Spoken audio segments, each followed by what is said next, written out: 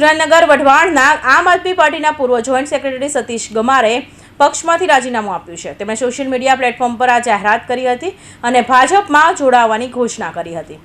સુરેન્દ્રનગર વઢવાણા આમ આદમી પાર્ટીના પૂર્વ જોઈન્ટ સેક્રેટરી ગમારેએ ગુજરાત પ્રદેશ આપ પ્રમુખ ઈસુદાન ગઢવીને સંબોધીને પોતાનું રાજીનામું જાહેર કર્યું હતું। તેમણે પોતાના વોટ્સએપ સ્ટેટસ દ્વારા પણ ભાજપમાં જોડાવાની જાહેરાત કરી હતી।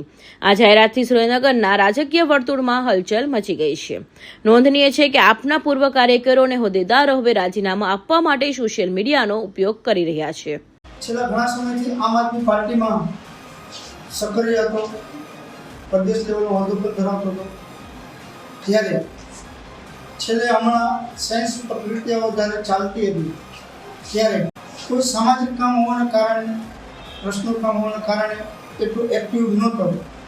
ત્યારે આમ આદમી પાર્ટીમાં સાથે થોડોક અન્ય થતો હોય એવું દેખાઈ રહ્યું હતું।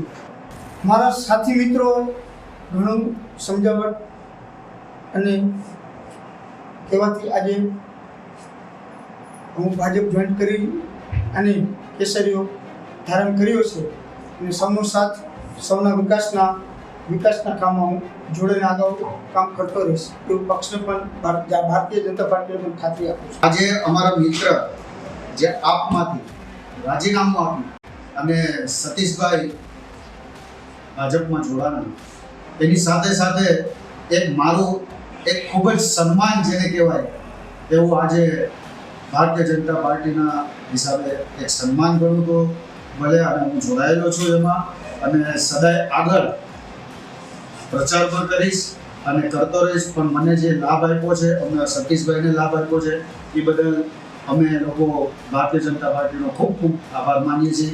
આજ રોજ સાંજે કમલમ ખાતે ગુજરાત આમ આદમી પાર્ટીના પૂર્વ જોઈન્ટ સેક્રેટરી સતીશ ગામરા અને તેની સાથે શહેરી વિસ્તારના 50થી વધુ કાર્યકરો ભાજપમાં જોડાયા હતા। કૌશિક પટેલનો report, Hind TV news, Surat.